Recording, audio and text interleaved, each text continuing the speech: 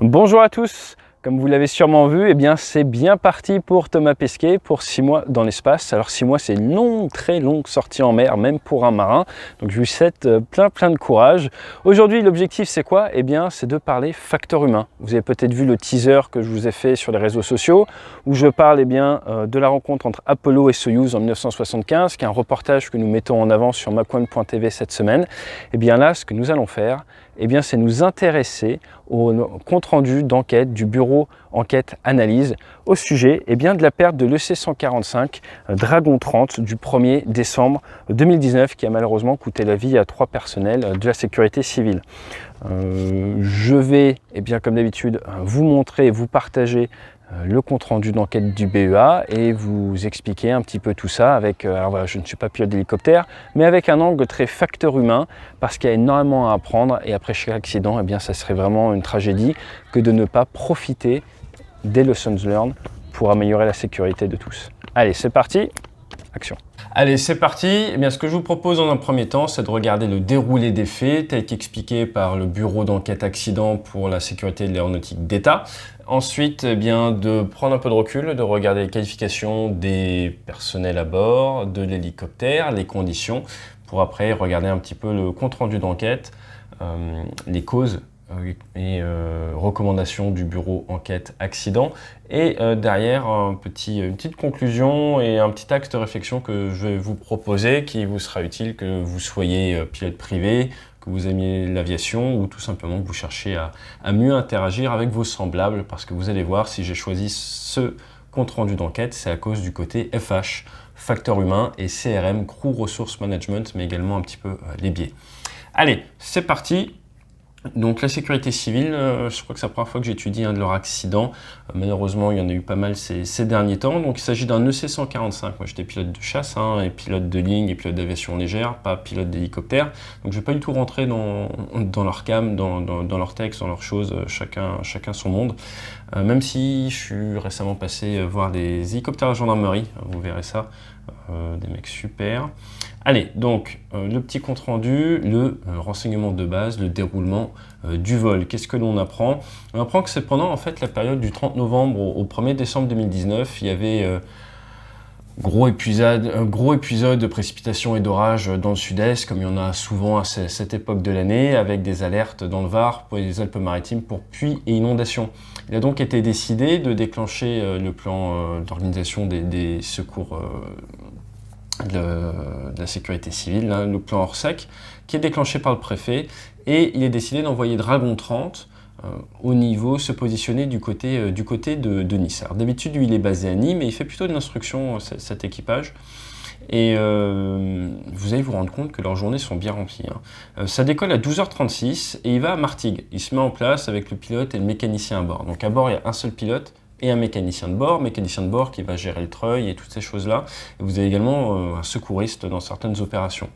Donc une fois qu'ils sont à Martigues, ils récupèrent un secouriste spécialement formé. Ils vont se mettre en place du côté de Pertuis, donc qui était la zone assez touchée par les inondations, une zone assez jolie dans ce coin-là. Et là, ils font une mission de reconnaissance autour de Pertuis. Après, ils vont treuiller 2 personnes. Après, ils font Pertuis-Marseille. Et après, ils font Marseille-Martigues. Donc Martigues où il y a un centre de secours. Donc vous voyez, ça fait pas mal de vols, beaucoup de courts courriers si on peut dire. Et ils ont commencé du coup à treuiller des personnes. Ils ont sauvé 2 personnes, c'est top. Donc là, on voit bien au niveau de la carte.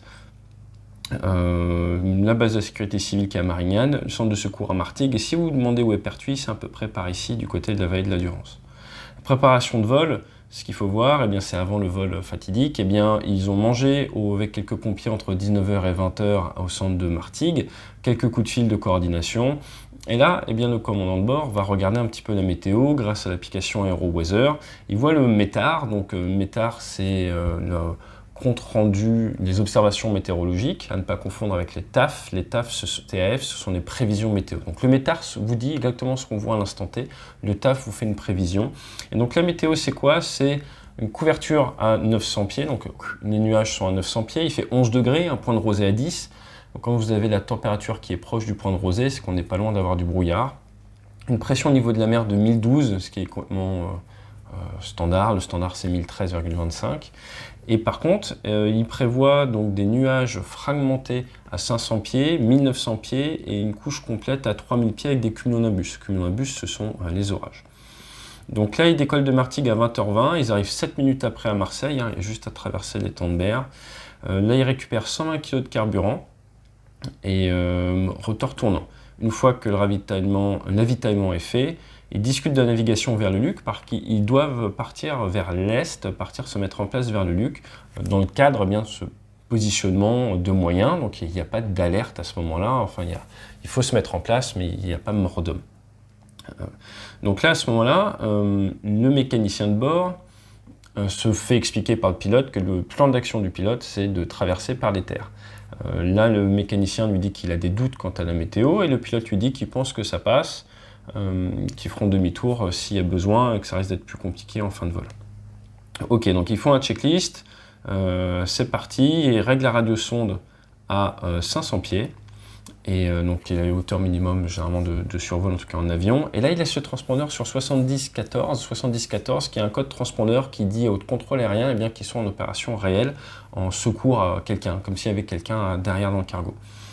Alors, ça décolle, et là, ça part, et ils se rendent compte en fait que la météo n'est pas bonne, n'est pas suffisante dans l'Est. Donc initialement, la radiosonde à 500 pieds va être descendue à 300 pieds, puis ils vont décider de faire demi-tour, de recontacter le contrôle aérien. Ils vont être mis en attente dans l'est du terrain parce qu'il y a beaucoup d'avions qui se déroutent de Nice vers Marseille, donc il y a un très gros trafic à Marseille à ce moment-là. Donc un petit peu d'attente, et après le contrôle aérien leur demande de se dépêcher de traverser les axes de piste et de s'intégrer, en fait, de traverser entre les avions de ligne. Donc là, c'est ce qu'ils font. Ils se retrouvent donc un petit peu pressés par le contrôle aérien, et ils poursuivent le vol avec la radiosonde à 300 pieds. Donc là, on voit bien au niveau de la trajectoire, ça part, ça fait demi-tour, un peu d'attente, ça revient. Jusque-là, tout va bien. Très bonne décision. Il ne fait pas beau, on fait demi-tour. Il a été décidé de descendre la radiosonde à 300 pieds, ce qui n'est pas forcément conforme au texte, que on peut comprendre. Dans la marine, par exemple, nous, on va mettre, si on doit voler à 500 pieds, on va mettre la radiosonde à 10% en dessous, à 450 pieds, et honnêtement, ça fonctionne très très bien. L'armée de l'air, c'est un peu différent, chaque unité a un peu ses règles. Ok, donc là maintenant, ça devient intéressant, malheureusement. En attente à l'est de l'aéroport, ils volent à une vitesse réduite à peu près 600 pieds sol. Ils cherchent l'avion de ligne qu'ils doivent éviter, et il est caché par le plafond, et après ils le voient, et là à ce moment-là, ils ont pour consigne de prendre un cap quasi sud, un cap 200, pour vite traverser et éviter un autre avion de ligne qui est encore à 5600 pieds en descente. Donc ça va, il y a quand même un peu de distance, mais ok. Donc là ils accélèrent, ils prennent 115 nœuds, et c'est à 115 nœuds, 740 pieds, qui tapent la montagne, qui se situe juste là. Donc vous voyez, les axes en fait sont là, et là ils devaient donc se dépêcher à libérer les axes qui sont là, les avions qui se posaient sur cet axe-là, et pile poil dans l'axe de la piste, ils viennent taper le dernier relief avant la dernière colline en fait, avant la mer. Donc ça tape à 740 pieds dans les Bouches-du-Rhône. Les 3 occupants, pilote, mécanicien de bord et le plongeur secouriste, sont décédés. L'aéronef est détruit. Voilà les faits. Donc si on doit résumer, un après-midi de secours, une demande de mise en place de nuit par mauvais temps, un trafic qui est dense sur l'aéroport de Marignane, une demande de se dépêcher de traverser, un code transpondeur qui émet comme s'il était un sauvetage réel, qui va avoir son impact vis-à-vis du contrôle, vous allez le voir. Et après, pour tout ce qui est coordination dans l'hélicoptère, nous allons en parler parce qu'à plusieurs reprises, les mécaniciens de bord émet des remarques, dans un premier temps sur un météo, mais après derrière, moins d'une vingtaine de secondes avant l'impact, ils émet des remarques, et c'est vraiment ça qui va nous intéresser. L'équipage. Le commandant de bord est un ancien de l'armée de l'air et de l'espace. Il a quitté en février 2019, là nous sommes en décembre, donc il y a quelques mois. Il a 40 ans, il est un instructeur au centre de formation qui est à Nîmes. Il a 4269 heures, dont 219 sur EC145. Ça a pas mal volé ces derniers temps, 157 heures dans le semestre, 757 heures de nuit et plus de 700 heures sous JVN. Alors là, c'est intéressant, 310 heures d'IFR. Alors pourquoi je vous dis c'est intéressant? Encore une fois, moi je suis pilote d'avion, pas pilote d'hélico, mais vous voyez que sur 4269 heures, il en a passé en IFR bien moins de 10%. Donc les pilotes d'hélico ont quand même tendance à faire beaucoup plus de VFR que d'IFR. Pour plein de raisons.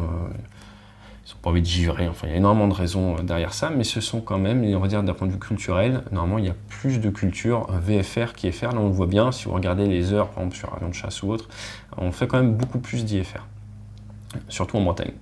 Ok, mécanicien de bord, 47 ans, ancien de l'armée de la LAT.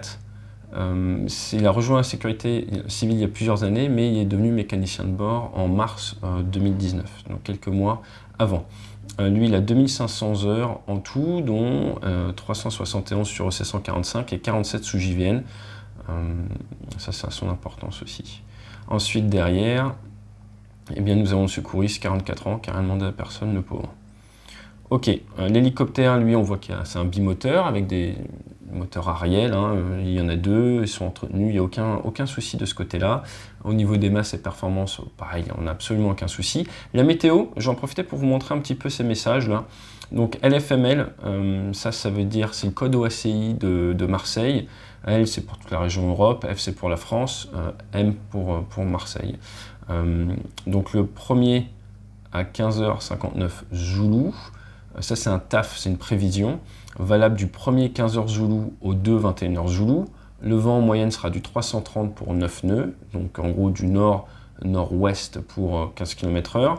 5000 mètres de visibilité, de la pluie, RA c'est rain, BR c'est brume. La brume c'est de 1 km à 5 km. En dessous d'1 km c'est du brouillard, au-dessus de 5 km on ne parle pas de brume. Broken 500 pieds. Donc on a few, scattered, broken, overcast. Few, c'est il n'y a pas de nuages quasiment. Scattered, quelques nuages, mais ça n'est pas considéré comme une couche nuageuse pour vos règles de vol. Donc s'il y a des nuages et que vous êtes en scattered, vous n'êtes pas en infraction si vous volez à vue. Broken, c'est du morcelé, et bien là, c'est considéré comme une couche. Donc si vous voulez voler à vue, vous n'êtes pas censé voler à vue s'il y a du broken à votre altitude. Et après, vous avez overcast qui est une couche complète. Donc là, ça veut dire qu'en gros, ils s'attendent à ce qu'il y ait une couche de nuages à 500 pieds, une couche de nuages à 1900 pieds, et que ça soit plein à 3000 pieds avec du CB. CB, c'est cumulonimbus, donc des orages. Ok, après souvent on a des petites informations, par exemple comme BCMG, Becoming, donc ça devient du 2 décembre, alors c'est 12 heures Zulu, ils mettent pas le mois, donc le 2 de 12h au 2 14h, 330 pour 15 nœuds, NSC, No Significant Cloud, donc il n'y aura plus d'orage par exemple. Ensuite, vous avez les cartes TOMSI. Les cartes TOMSI, eh bien, c'est le temps significatif, basse altitude, donc elle va nous montrer un petit peu les phénomènes météo. Et là, on voit la carte TOMSI, c'est ici qu'il y a eu l'accident. On voit qu'elle est valable de la surface au niveau 150, donc la surface à 5000 pieds. Et donc là, vous voyez, ça nous parle de la zone C. Et donc la zone C, qu'est-ce que c'est? Il y a de manière isolée, locale et noyée dans la masse, des orages qui commencent à entre 1500 et 3000 pieds. Et localement, on peut avoir des très mauvaises conditions météo. Donc là, c'est assez intéressant. On regarde toujours ça pour préparer ses navigations. Le problème, c'est qu'on ne sait pas exactement où ils sont. Hein. Donc il faut vraiment s'adapter. Pendant ce temps-là, à Marseille-Provence, eh bien, vous avez donc le METAR. Donc lui, il dit qu'il y a le premier à 19h30 Zoulou, de manière automatique, ont été relevées les conditions suivantes. Un vent de 8 nœuds du cap 320, une visibilité supérieure à 10 km, broken 1100 pieds, few scattered broken, donc une couche à 1100 pieds, overcast à 1700 pieds, température 11 degrés sur 10 comme on dit, QNH 1012, becoming qui va devenir de la pluie avec broken, donc une couche à 500 pieds, broken 1900, overcast 3000 CB. Donc ça dit clairement que ça ne va pas dans le bon sens. Et en plus, on a un SIGMET. Bon, ça, je vous passe les détails. À la navigation, ils ont des systèmes. L'aéroport, donc sécurité civile, là-bas, se situe au sud. Ici, la carte de la zone. Donc la carte d'approche, c'est par ici hein, qu'ils ont tapé malheureusement. Donc là, vous voyez les différentes zones. Ils ont essayé de partir par l'est. Au final, eh bien, ils ont essayé de repartir par le sud. Je vous parlais tout à l'heure de Pertuis. C'est par là-bas. Ok. Enregistreur de bord, il y a un cockpit voice and flight data recorder, et ensuite il y a tout ce qui est maintenance. La zone de l'accident, si vous avez déjà pris l'autoroute dans ce coin-là, eh bien vous voyez l'autoroute ici, Martigues, Marseille, et le point d'impact, malheureusement, j'ai envie de dire comme souvent, est pas très très loin du sommet. Et donc vous voyez, il ne manquait pas grand-chose malheureusement. Voilà le point d'impact, il n'y a plus de végétation. Derrière, bon, les débris, les machins, je vous mets le lien, je ne vois pas vraiment d'intérêt à passer du temps là-dessus, on n'est pas là pour ça. Donc ils sont décédés. L'organisation des secours, alors ça c'est très intéressant, c'est pas le but aujourd'hui, donc je vais passer rapidement. Ils ont mis 4h30 à trouver l'épave. Donc ça c'est un point intéressant, allez à creuser si vous voulez. Aujourd'hui c'est pas l'objectif de la vidéo, mais vous voyez on est pile poil dans l'axe de Marseille et pourtant eh bien, ça peut être très très dur de localiser une épave. Je crois qu'au final c'est grâce au téléphone portable du commandant de bord qu'ils l'ont trouvé. Donc il y a énormément d'hélicoptères et de véhicules qui ont été mobilisés, tout est bien expliqué, mais voilà, c'est pas le but aujourd'hui. On va regarder un petit peu les différents points, donc pour faire très simple, dans l'hélicoptère il est en parfait état. Pour ce qui est de l'analyse vocale, et c'est là où ça devient vraiment très intéressant, les principaux éléments relevés par l'écoute des données vocales sont les suivantes. Avant le décollage, le mécanicien de bord exprime ses doutes sur le trajet choisi par le pilote. Après le décollage, le pilote et le mécanicien de bord annoncent l'utilisation de leur jumelle de vision nocturne qui permet de mieux voir la nuit, mais ce n'est pas magique non plus. Le pilote décide de régler l'alarme de la radiosonde, donc il y a une sorte de petit radar sous l'hélicoptère ou l'avion qui regarde en permanence la hauteur à laquelle vous êtes à l'instant T et non pas devant, à 300 pieds, car elle sonne régulièrement au début de vol alors qu'elle est réglée à 500 pieds. Quelques secondes après que le contrôleur lui ait demandé de croiser les axes, le pilote indique sur l'interphone de bord qu'il vole aux instruments et le mécanicien de bord exprime alors sa désapprobation de la situation et le pilote lui rassure et quelques secondes après ça impacte. On est vraiment malheureusement, j'ai envie de dire, dans un cas d'école. Là on voit ici un petit peu tout ce qui est altitude et autres. Donc vous voyez hop là, les différentes trajectoires. Bon, je ne vais pas vous rentrer dans le détail de tout ça. Distance en kilomètres. Le vol a lieu à une hauteur radiosonde comprise entre 200 et 800 pieds, avec 4 points bas en dessous de l'alarme de la radiosonde située à 300 pieds. Au moment de l'impact, ils sont juste en dessous de 120 nœuds, apparemment à peu près 115 nœuds. Alors, voilà, ça c'est intéressant. Une vitesse de 120 nœuds, une distance de 400 mètres est parcourue en 6 secondes. Donc ça, vous voyez que ça va vite, 120 nœuds c'est quand même assez rapide. C'est des vitesses de gros avions d'aéroclub, on va dire, ou d'hélico, mais ça va quand même assez vite. Voilà, donc là c'est très intéressant. Donc aucun facteur technique n'est à l'origine de l'événement. C'est ce qu'on appelle du Controlled Flight into Terrain, du CFIT, qui malheureusement est un grand cas d'accident dans l'aviation. Ça c'est intéressant, l'arrachement de l'antenne et l'endommagement interne de la balise de détresse n'ont pas permis de localiser l'appareil accidenté. Donc ça vraiment c'est un point à retenir, même sur des hélicoptères comme ça très modernes. Eh bien, suite à la violence de l'impact, vous pouvez avoir votre système de secours qui est détruit. On va juste s'intéresser aux JVN. Moi j'ai eu la chance de faire de la JVN sur Super Étendard et sur Rafale. Donc les JVN ça vient se mettre sur le casque, un casque galet là, ce que l'on a, et ça permet de mieux voir, mais ce n'est pas magique. Pour la petite histoire, nous ne faisions pas vraiment de vol IFR sous JVN, nous on est retiré. Et quand vous passez en JVN, vous allez, eh bien, quand vous passez en JVN, vous allez jouer sur la luminosité au niveau du cockpit, de manière à ne pas vous éblouir. Si vous restez avec un éclairage normal sous JVN, votre propre cockpit vous éblouit, pour info. Donc c'est très important quand on a des écrans. Très bien. Allez, maintenant, un point très important que je vais vous montrer, c'est ça, ici, là. Donc, vous voyez qu'il y a cette espèce de langue nuageuse qui vient sur le relief. Et ça, c'est une idée reçue très courante, c'est que la couche nuageuse est plate.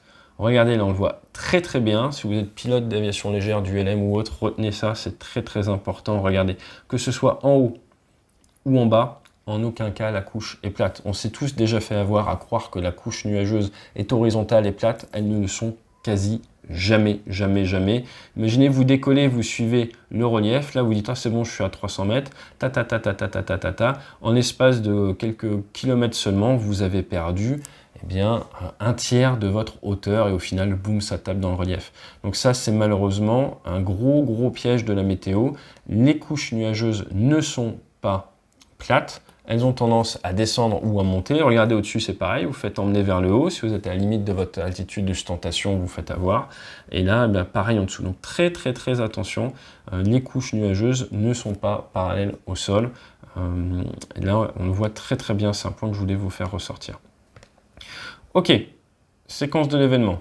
Donc là, on va reprendre ça parce que c'est très intéressant. On va juste reprendre un petit peu la fin.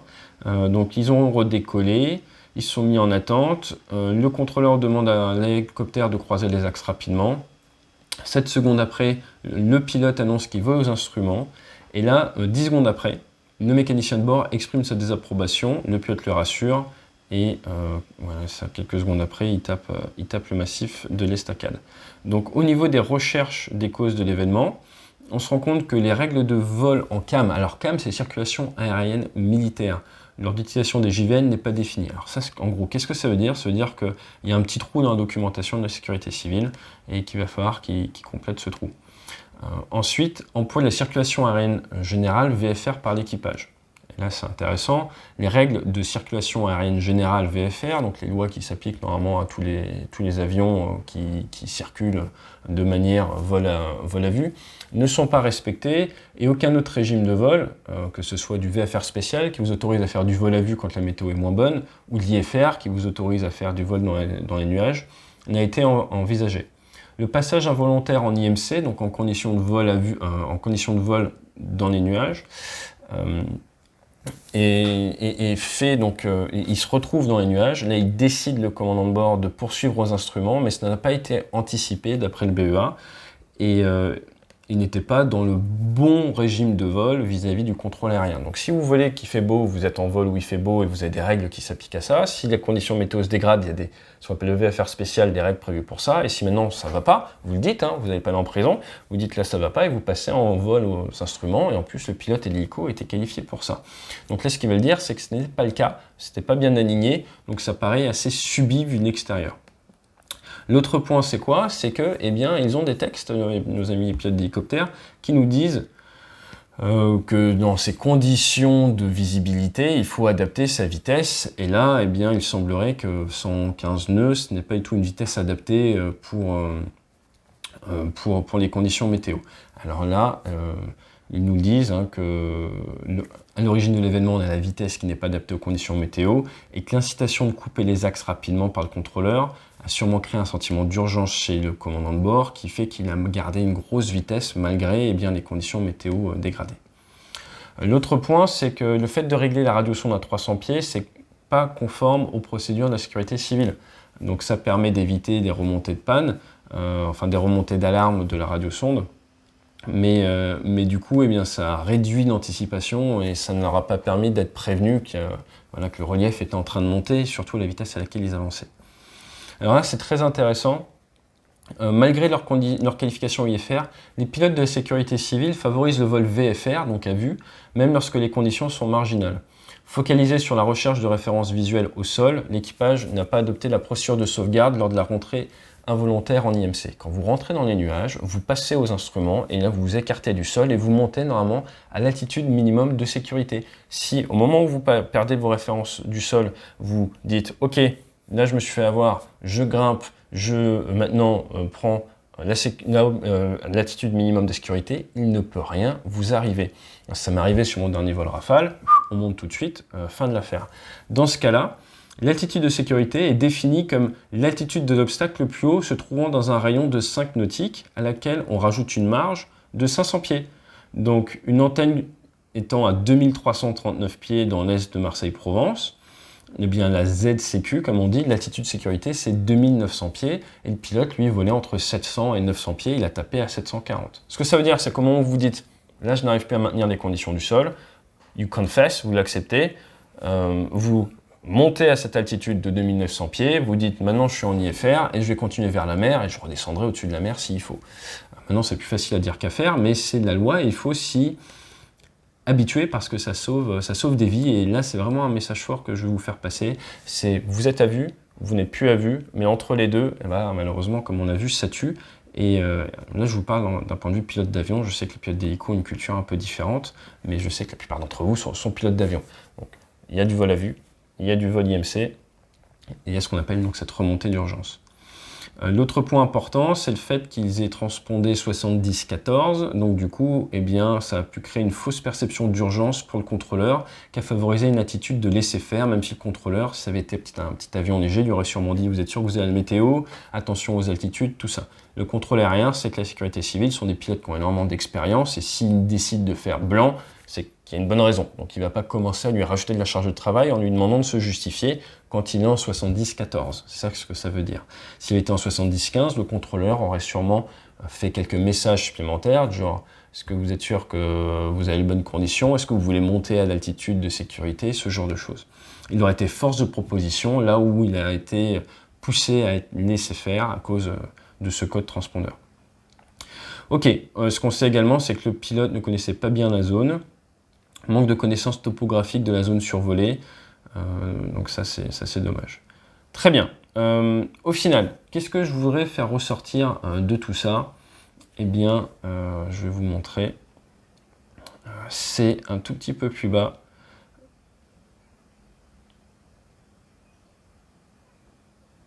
Les doutes du mécanicien de bord.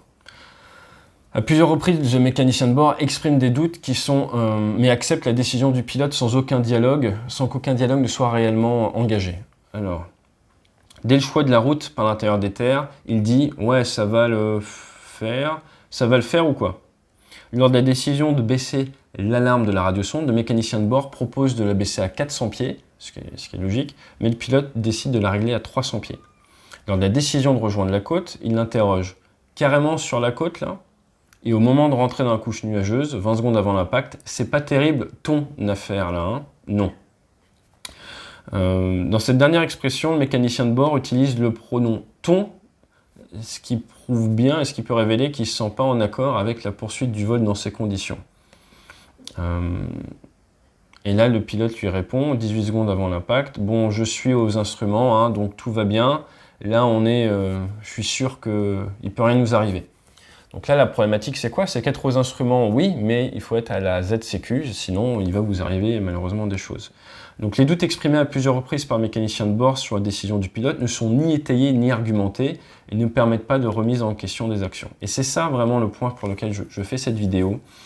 C'est que là, clairement, on a un mécanicien de bord qui n'a pas l'air d'accord, qui a des doutes, mais à aucun moment il arrive à détunneliser le pilote. Pourquoi? Parce qu'il n'y a rien vraiment de concret.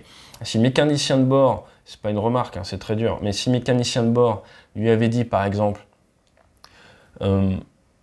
est-ce que tu es disponible? J'ai une remarque à te faire. Et là, le commandant de bord lui dit oui, vas-y, je t'écoute.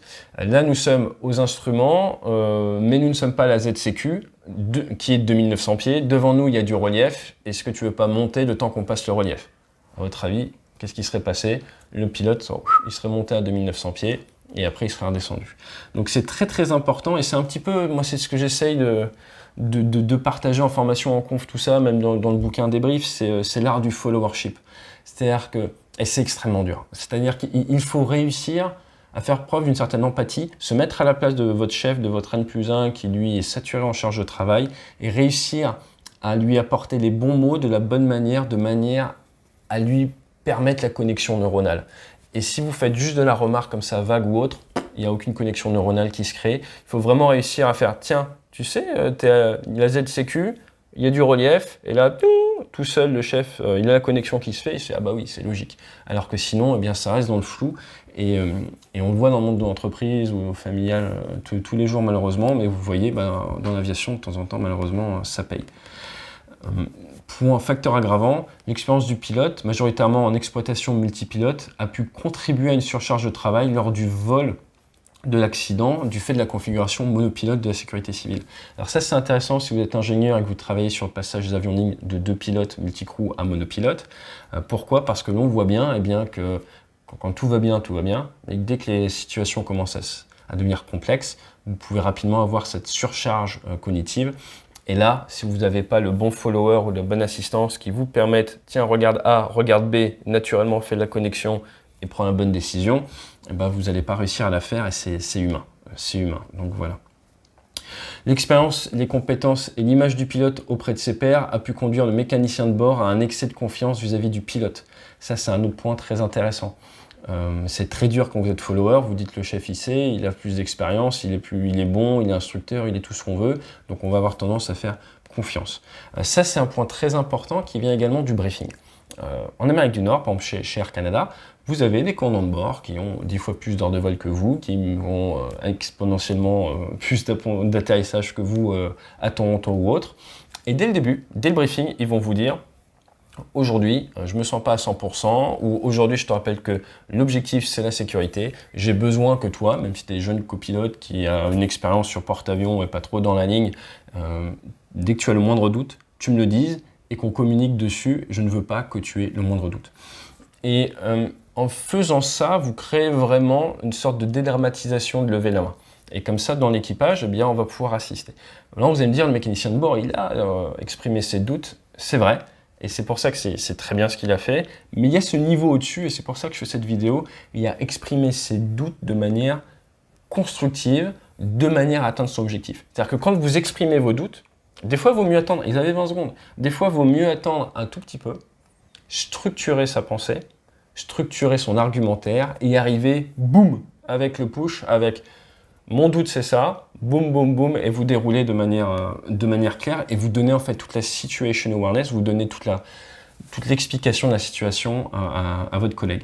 Ça c'est très très important. Donc s'il y a une chose à retenir, c'est ça, le followership, rendre compte de manière structurée, de manière à permettre cette connexion neuronale. Je sais, j'insiste beaucoup dessus, parce qu'on voit qu'en 2019, c'est encore tué, parce que ça n'arrête pas de tuer, et parce que ça s'applique vraiment dans la vie de tous les jours. Vous en rendez peut-être pas forcément compte, parce que ça tue pas dans le quotidien, généralement, mais ça peut. Si vous êtes jeune ou autre et que vous prenez la voiture, quand ça va rouvrir, là, une personne qui vous dit c'est bon, je peux conduire, mais elle a peut-être bu ou autre, eh ben vous arrivez exactement dans la même chose. C'est exactement les mêmes cas, et je pense que tout le monde a déjà vécu. Le conducteur vous dit non, mais c'est bon, ça passe, il a de 50 plus que vous avez 17, 18 ans, vous asseyez derrière et vous mettez votre ceinture et advienne ce que pourra. Vous pouvez changer ça et permettre une prise de conscience. Alors c'est pas facile avec quelqu'un qui a bu, on est d'accord, mais c'est un petit peu la même chose. Vous allez lui exprimer par A plus B que regarde, il y a ça, du coup il y a ça, et du coup il faut pas. Donc l'exemple typique c'est tu as bu tant, du coup mathématiquement tu as tel grammage, mais si on est arrêté par la police, eh ben, tu vas te prendre une amende, un machin, un truc. Tiens, lui il n'a pas bu, ou alors on peut faire un autre plan, on peut faire ci. Bref, il faut rendre compte de manière efficace et proposer des plans d'action. Rendre compte d'un problème sans proposer un nouveau plan d'action ne vous permettra que très rarement d'avoir l'attention de votre N+1. Ok, bon derrière il y a pas mal d'informations utiles, mais vous avez compris que l'objectif c'était vraiment de vous parler de ça. Les recommandations de sécurité, donc il y a pas mal de papiers qui n'étaient pas tout à fait en règle du côté sécurité civile, mais bon, donc il faut une petite liste.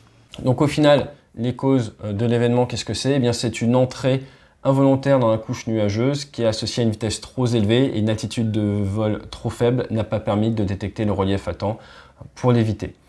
Il y a pas mal de points, outre la vitesse et la hauteur, il y a de nombreux écarts qui ont rendu la collision avec le relief inévitable, et un point notable, c'est le réglage de la radiosonde à 300 pieds et la non-application de la procédure de sauvegarde en cas de rentrée involontaire dans la couche nuageuse. Comme je vous disais, je rentre dans un nuage, je passe aux instruments, je monte à la ZCQ, très important.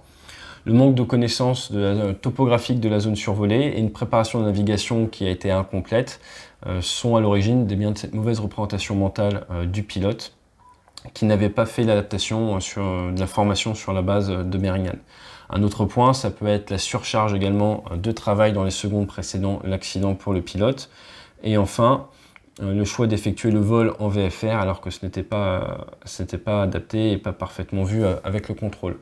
Il y a l'incitation du contrôleur de traverser les axes rapidement et également le côté un peu laisser faire du contrôle aérien qui a malheureusement aidé et le gradient d'expérience entre le commandant de bord qui est très expérimenté et un mécanicien de bord qui lui a moins confiance, même a moins d'expérience, mais qui du coup a confiance en son commandant de bord, même s'il émet à plusieurs reprises ses doutes, mais de façon non argumentée, ce qui ne permet pas la remise en cause des actions. Voilà, donc ils relèvent également des irrégularités d'un point de vue de la documentation, mais les points très importants, eh bien c'est ça, c'est ce passage IMC, inadvertent comme on dit. Donc retenez, je mets les ailes à plat, je cabre, je monte à la ZCQ et je me concentre sur mes instruments. Ça c'est primordial en tant que pilote. Et d'un point de vue travail en équipage, retenez, il faut argumenter ses doutes. Le fait de juste verbaliser vos doutes comme ça frontalement ne vous permettra pas de survivre à ce genre de situation. Les petits points également que je voudrais faire remonter, eh bien c'est le fait que les couches nuageuses ne sont pas plates, elles peuvent varier, et essayer de se mettre juste en dessous de la couche pour ne pas se faire enfermer, c'est souvent le meilleur moyen de taper le relief ou autre chose.